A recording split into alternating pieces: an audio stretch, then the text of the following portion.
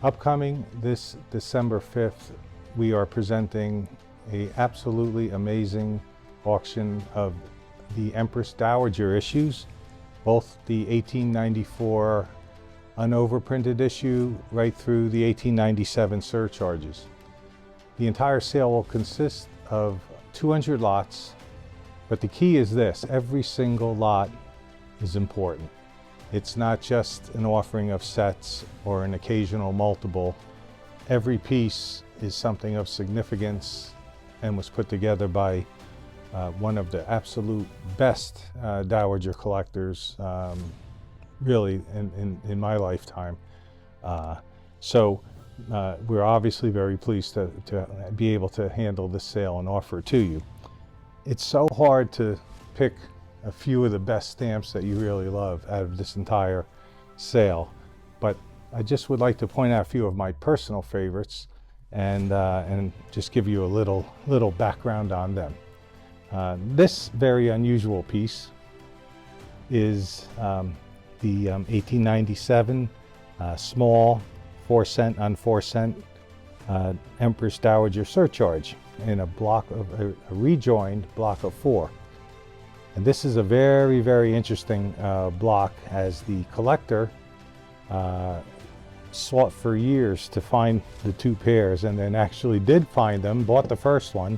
We have in the back you can see we have a BPA certificate for one of the pairs. Years later, the second pair was found and the block was rejoined, and you can see the imperforate between here. This is obviously unique. It is in exceptional condition, as are all of the items in this sale, with the odd exception. The condition is so outstanding, it every bit equals the rarity of the material. So what we have here is a unique block of 4 of the famous 4-cent surcharge imperf between. Just an amazing item. So moving on, I have a cover here which is one of my absolute favorite covers of the wonderful Dowager postal history. What we have here is a Kukiang local post issue stationery card, which is used to Tianjin. But what we also find here is there's an additional 3 Mandarin Dowager. And what makes this so special is it's one of only 2 items, the other is a cover, that demonstrate the exceptionally rare special winter overland rate. And we do have a few hinge remnants here. They barely detract because, like I say, the nature of this card is it's unique. It's one of only 2 recorded covers carried on the winter overland with the customs cancels here.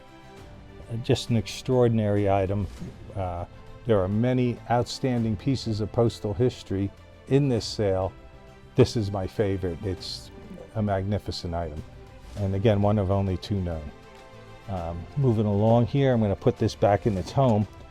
The next item I'm going to show you is really one of the iconic imperf between items in Chinese history. This is the famous 24 Mandarin vertical pair imperforate between. Recent sales I have seen said there were 5 pairs known. That's incorrect. There's actually more, like 16 pairs known, which makes it incredibly rare in its own right.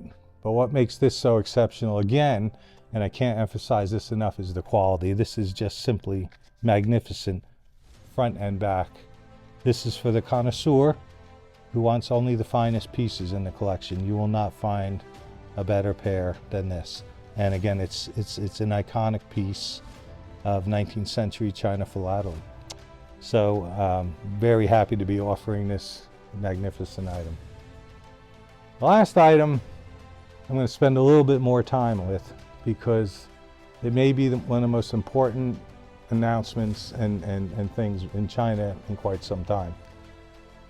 All collectors who are serious about not only the Dowager issue but China philately in general know of the iconic issue known as the Emerald Lady.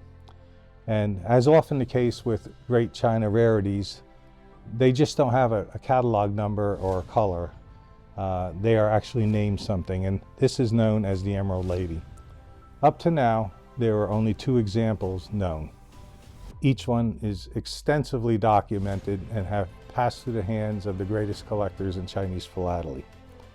The second copy was found and owned by Quentin Tan Coc Tin, who purchased it in a Sphinx sale in 2007. And that was the game changer, because until then there was only one known copy, and that was determined genuine by the eminent philatelist Mr. M.D. Chow around 1925. So now we had 2 copies. This copy comes along. It was purchased in a Stanley Gibbons auction in 1988. And although the present owner, again, who is one of the great Dowager collectors of all time, he was confident it was genuine. It was not until the Quentin Tan Coc Tin copy came that we were able to make some studies about this. And what we found was this. If we look at the back of this stamp, we will find here a very light red line going across the back, which would be something similar to like a notebook page, for example. This stamp may have been hinged on a notebook page and something like this, and the red line transferred onto the stamp. What makes this so unusual is the same red line is on the Quentin Tan Coc Tin example. So we know that these 2 stamps came from the same place. The second important thing to note about this stamp is the left perf. And when we matched this stamp up with the Quentin Tan Coc Tin stamp, it's a perfect match. And again, the third element, which would verify everything, is the watermark, because as the great philatelist Tony Kwan of Hong Kong said, the positioning of the watermarks on the Dowager issues allow us to reconstruct multiples and determine genuineness and positions of pieces. And of course, this lines up perfect with the others. It's very exciting to be able to offer the Emerald Lady here again, and to have the third mint example out there. And and again, it's in nice condition. It's just an honor to have it here.